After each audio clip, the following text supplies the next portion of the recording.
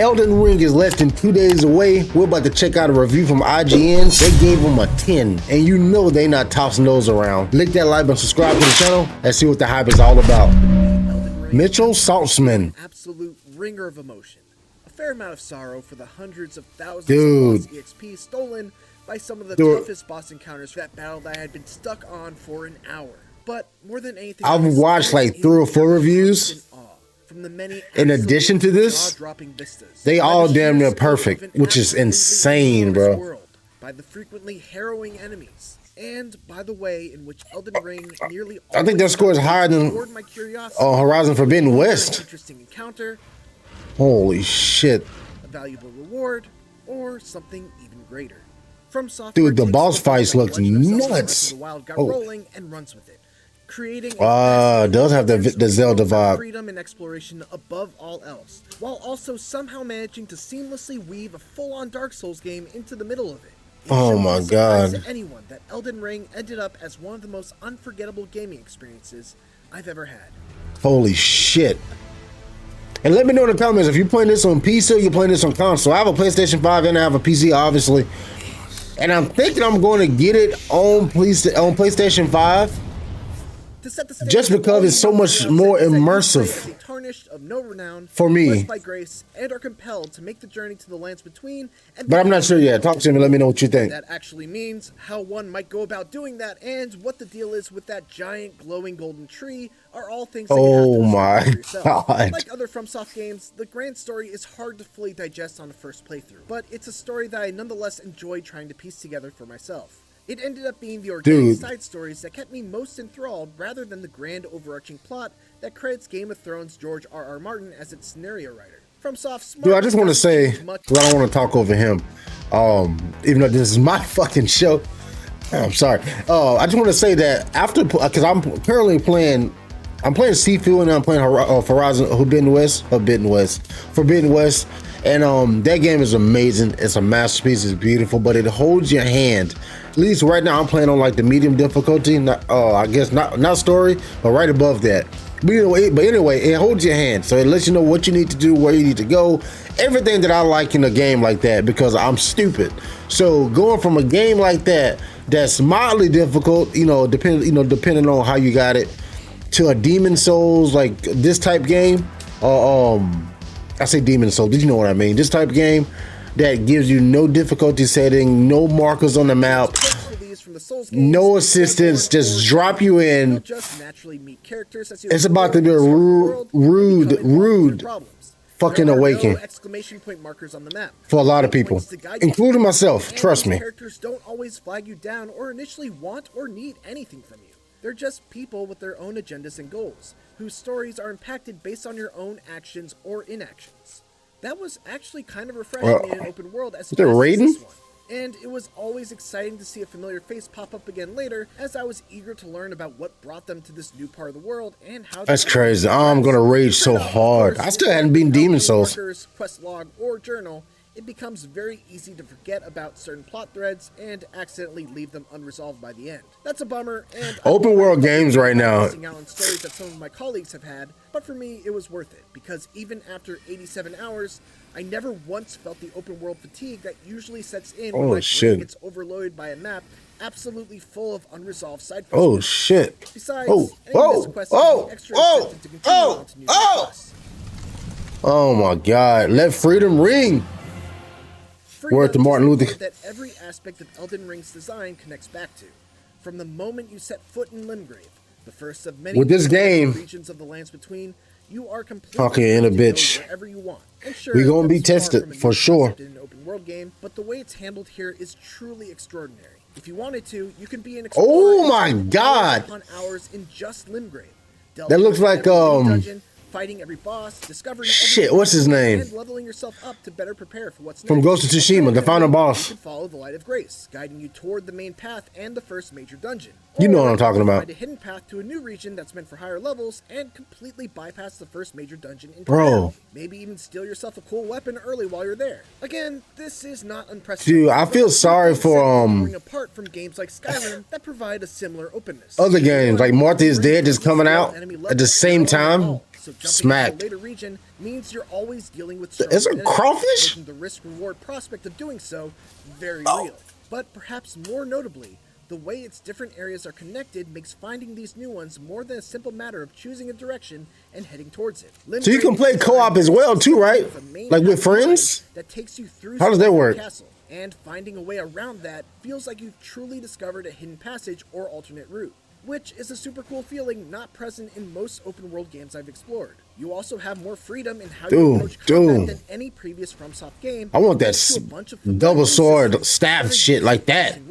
Yes, sir. Crouch walk and use stealth to avoid detection, or more easily sneak up to a backstab. You can fight on horseback. Get out of my game. Oh, I'm so ready. You can summon a huge variety of creatures to fight for you. The fact that you can just spawn shit on the spot is incredible. Your weapons and completely change their Look at the loot. Oh my The god. most important element of Elden Ring's philosophy, though, Jesus. is the freedom to just walk away and do something else when you hit a I wall. mean, is he? Did he just teabag It's it? to be expected from a FromSoft game, but its difficulty surprised me. even Oh as a my veteran of the God. Souls-like genre. I hit multiple points, even all the way up to the moment I reached the very last boss. Oh, where yeah, I had unlocked paths to porcupine. several bosses and simply Dude, these couldn't fights make looks every ounce of it. intense. But even though I hit dead ends on those paths, there was always somewhere else I can go. I'm in A region trouble. I hadn't thoroughly explored. and I'm in a trouble, sequence yo. I had set aside for later, Oh, a life shit. grace indicator that I had not yet followed. There was never a point in Elden Ring where I was at a complete loss of what to do. And every time I explored those other regions and followed those alternate paths, Oh my I would God. find new gear and items, level up my stats, or learn Dude, new spells or skills that would eventually dude. give me the extra edge I needed to power through a boss that had given me problems. I bet running this on Ultra on your PC is just obliterates your graphics card. Even if you got a 39 Only to oh, turn over every stone on the map. The lands between is positively brimming with riches, intrigue, and danger at every turn. Much of what Elden Ring's open world does well can be traced directly back to things that made Breath of the Wild stand out from the many open world games that came before. Lit. It's that same feeling of starting out in a world with little explicit guidance, finding something that piques your curiosity on your own, Oh, doing whatever shit. it takes to get there, and then So you being got the- rewarded for that curiosity. The big difference is that in Breath of the Wild, So what happens if you usually wonder die? What's going to happen when I get to that orange glowy thing off in the distance? I'll do a puzzle, unearth a shrine. Oh, it's a great another minigame. puzzle, and Great probably get a minigame. Cool temporary weapon and spirit orb. That's not to take anything away from Breath of the Wild. It was awesome, but that pattern became somewhat routine by the end. In Elden Ring, by contrast, very rarely did my predictions ever come true. I would love to see the behind the scenes of them making this game over the last 3 or 4 years or however long it's been. Oh, the Game of Thrones vibes. Collect some minor crafting materials, only to find a dungeon filled with enemies and traps. Oh my God. Get jumped by little It's like every enemy is a Valkyrie from God of War. Elevator, On that level of difficulty. It's going down further and further and further until, well, you'll have to get there yourself to find out. Best of all, each Sheesh. little excursion Yeah. reveals your curiosity with something worthwhile. That could be a new weapon, a new Dude, when I play one of these games, consumable, and I hit a guy with a new crazy spell, combo, or a new NPC to talk to. There are so many and that health bar barely moves, I'm out. I automatically shut off. The amount of effort it took. But the thing that's most impressive. This is a sweat game right here, baby. is that Sweat in game. between all of this brilliant open world design, there are a handful of legacy dungeons that still deliver those wide linear levels that Souls fans have come to expect. These are gigantic. I think I've only ever beat one Souls game, to be honest, if I'm keeping it a whole stack with y'all. With secret areas, challenging bosses, and multiple paths. But I want that Elden Ring head on my mantle of games I've beat. They could probably exist. I need to head. As Dark Souls 4. Pause. Bottom line, Elden Ring's open world exploration is a new benchmark. Oh my God, it's so creepy. Rewarding, and full of moments that made me go, holy shit, in a host of different ways. Oh, the dance of the combat. They're going from Forbidden West, it's all loud and vibrant and colorful, to this shit, dark and demonic. Characterized by weighty It'd be a attacks, great contrast. stamina management, and a bit of a slower pace in games like Bloodborne and Sekiro. The two big new additions are the ability to use a guard counter by blocking an attack with your shield and then immediately pressing the strong attack button. Like parry? To follow up with the crushing strike to leave weaker enemies in a crumpled Pull out my state. damn sword, And a man. jump attack that gives melee wielders a new type of heavy attack that can also be used to stun enemies and leave them open for a critical hit. They're both great additions that offer melee classes Wait. with new tools, but for the most part, FromSoftware has certainly adopted a... I don't like the video, or if you hadn't already, please. If you made it this far, so good, though. really helps out the algorithm. Right. Not only are a fair number of And my but mental health. Baddies are absolutely vicious, coming at you with wild swings and combos that seemingly So I'm go on get- forever and can hit from 10 feet away. So each character is completely customizable, right? So my person and your person is completely different. Others are more methodical and hide behind their shields to wait for the right opportunity to either parry you or catch you while standing up. Others still are weak. but can be huge threats when they ambush you with a grab. Dude, there's so many different monsters in this game. Just mash the dodge roll button without care, which makes Elden Ring a very Yeah, I think I'm getting on PlayStation 5, man. one that's less about fast reaction speeds. I just have more fun on my PlayStation than I do on my PC for some reason. Adapting and finding the planted weaknesses in enemy attack patterns. Deciphering those tells and acting upon each moment of opportunity is a large part of why these games are so much fun. And I'm running low on storage. I don't think I can handle this fucking game storage-wise. Some of the most visually and mechanically impressive FromSoftware has ever crafted. Oh my God. Verdict. What's the verdict, baby? I already know it. I saw the tweet. There's no exaggeration. I saw the to say tweet. Elden Ring is FromSoftware's largest and most ambitious game. Let's go. And that ambition has more than paid off. Even after 87 hours of blood, sweat, and tears that included some of the I'm breaking my controller right there. I'm breaking it. Innumerable surprises.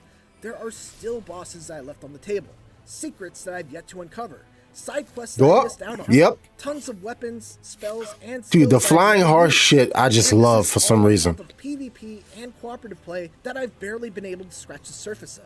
Throughout it all, while the fundamentals of combat haven't changed much from what we've seen before, the enormous variety of viciously designed enemies and the brutal but surmountable bosses have brought its battles to a new level. Even with all the threads I didn't manage to tug on my first playthrough.